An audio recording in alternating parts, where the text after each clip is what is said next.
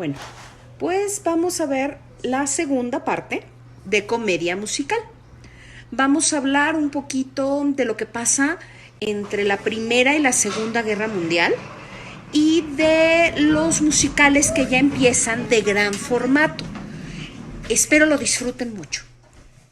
Hola, ¿cómo están? Soy Oscar Carapia de nuevo y seguimos hablando de teatro musical. ¿Se acuerdan que nos quedamos en que el primer gran musical de formato producido por Florence Ziegfeld y creado por Jerome Kern y Oscar Hammerstein II se llamaba Showboat? Exactamente, eso es 1927. Pero como les decía, Florence Ziegfeld le dio la oportunidad también a otros compositores de empezar a crear musicales o música para sus revistas y después que ese dinerito les diera para poder hacer sus propios musicales. Uno de ellos justamente es Irving Berlin. Y Irving Berlin tiene algo que es bien importante, que es el que empieza a crear lo que conocemos nosotros como el sonido americano. Este rollo de la comedia musical clásica que a mí en lo particular me gusta mucho y que después embonaría perfecto con el sentido de teatro musical, lo empieza a crear Irving Berlin. Y no solo de manera artística para el teatro, sino que regularmente, hagan de cuenta, voy a poner un ejemplo que a lo mejor me pueden entender.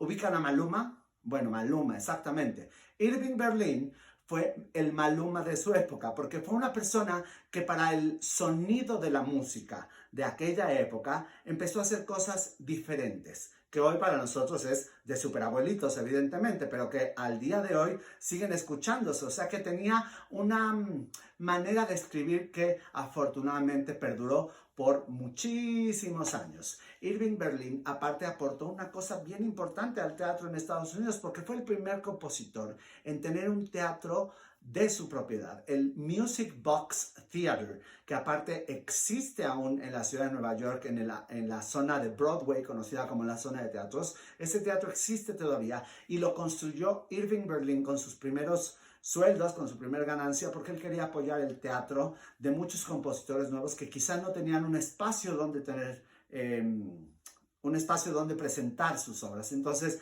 él también apoyó muchísimo en ese aspecto, porque a su vez, imagínense, él venía apoyado con Jerome Kern, que era el que había creado Showboat.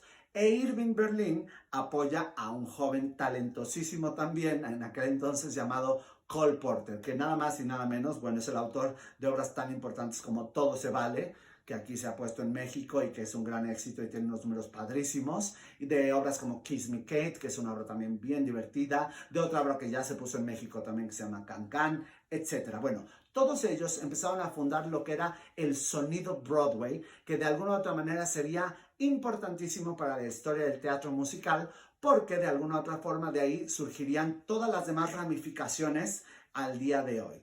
El asunto con Irving Berlin, que también es bien importante, que les decía hace rato, la comparación con Maluma, mi maestro me mataría si me oye, pero bueno, el asunto comparativo es que él empezó a escribir música popular, es decir, no música para el teatro, no música para el cine, sino música que se tocaba en los inicios de la radio y se convertían en éxitos, eso, de la radio. Entonces, a partir de un éxito de la radio, componían otros temas, hacían la obra de teatro, entonces decían la obra de teatro con el éxito de Maluma, Irving Berlin, como sea, pero de eso se trata, ¿saben? Entonces por eso me da risa cuando dicen que estos musicales de rocola tipo Mamma Mía, qué nuevos son. No, no son tan nuevos. Todo empezó allá hace muchos años, 1900 y piquito. Entonces, imagínense, 1915 es esto, imagínense. Entonces, ¿por qué tomé el ejemplo de Mamma Mía? Porque Mamma Mía es un musical que conocemos hoy como de rocola. ¿Por qué? Porque está hecho a partir de los éxitos de un grupo en específico, en este específico caso llamado ABBA, ¿ok?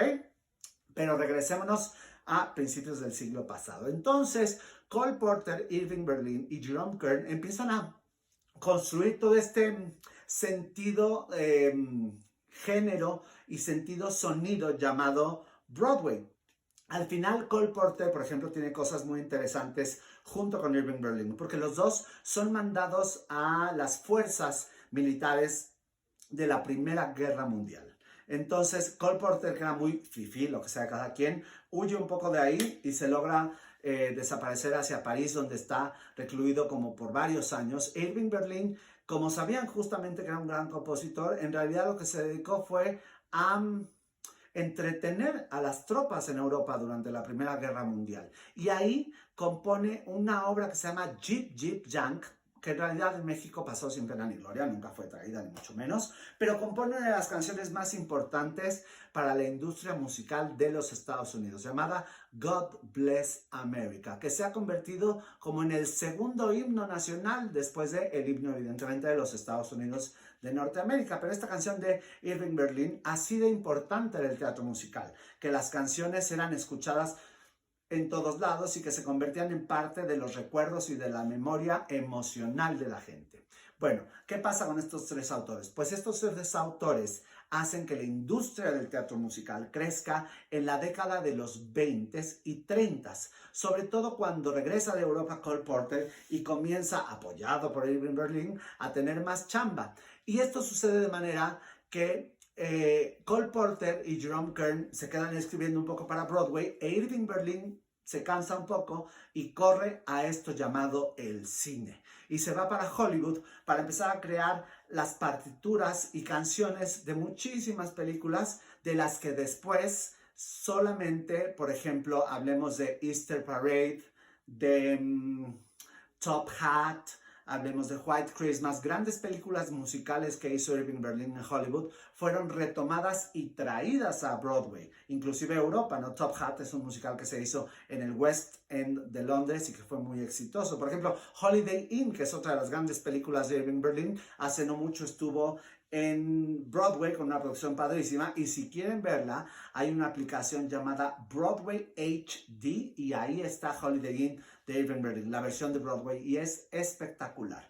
¿Qué es lo que tienen de importante estos tres autores para la historia del teatro musical? Bueno, pues justamente entre los tres son de los autores que más obras hicieron y que de alguna u otra forma han perdurado con la distancia del tiempo. Estamos hablando que Irving Berlin murió hace muchísimos años y sus obras siguen poniéndose alrededor del mundo. Ya no hablemos de Cole Porter y, por ejemplo, Anything Goes, que tan solo hace un par de años, en el 2012, se hizo una reposición con una gran actriz llamada Sutton Foster y que de alguna u otra forma fue un gran éxito y que lo sigue siendo alrededor del mundo.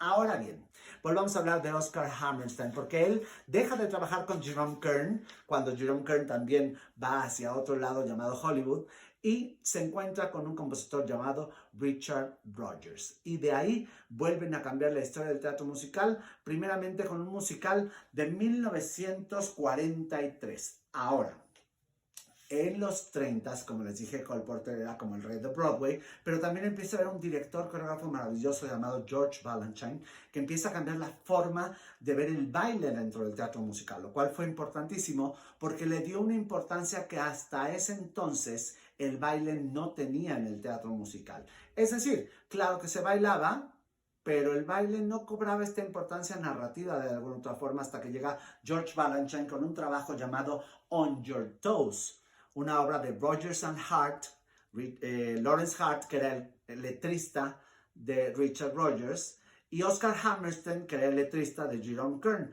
Cuando Hart deja de trabajar con Rodgers y Jerome Kern con Oscar Hammerstein, se juntan y crean una de las obras también icónicas de la historia del teatro musical llamada Oklahoma. Oklahoma estaba basada en un libro llamado Tráiganme las lilas, por así decirlo, Bring Me the Lilacs, y el asunto es que Oklahoma viene a ser una obra con una gran entidad americana.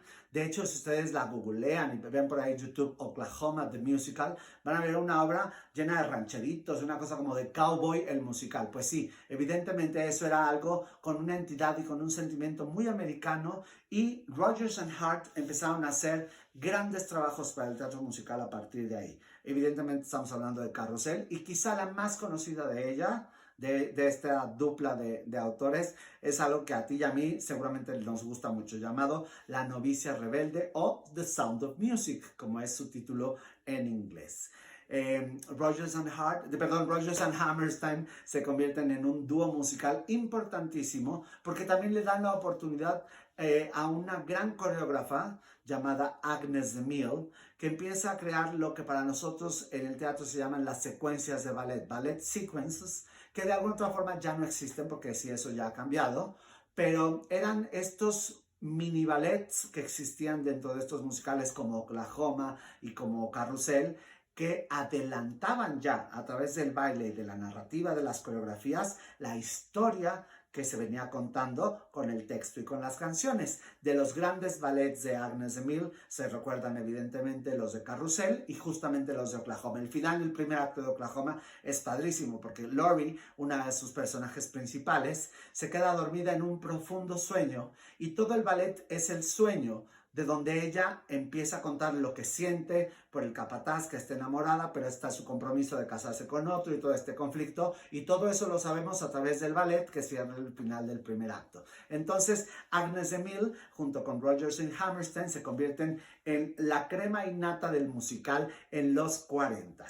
Mucho tiempo después, ya pasada la década de los 50, se empieza a ver cambios de manera estructurales grandísimas con el teatro musical y lo vamos a ver en el siguiente episodio. Pero es importante también decirlo que para 1945 el teatro musical, ¿qué pasó en 1945? Se acaba la Segunda Guerra Mundial. Entonces ya habíamos pasado los dos momentos más críticos de la humanidad en cuanto a conflictos bélicos y entonces sí, el musical va a empezar a tener un florecimiento espectacular, sobre todo de este lado del mundo en América, aunque en Londres se siguen trabajando de manera importante también los musicales, porque por ejemplo en los 30s surge un musical muy importante en 1936, un musical muy importante que empiezan a construir de alguna u otra forma y en el 39 estrena y se convierte en un éxito maravilloso llamado Me and My Girl. Quizá uno de los musicales más importantes de Inglaterra hasta la llegada evidentemente de Sir Andrew Lloyd Webber, que vino a cambiar también la historia del musical. Pero Me and My Girl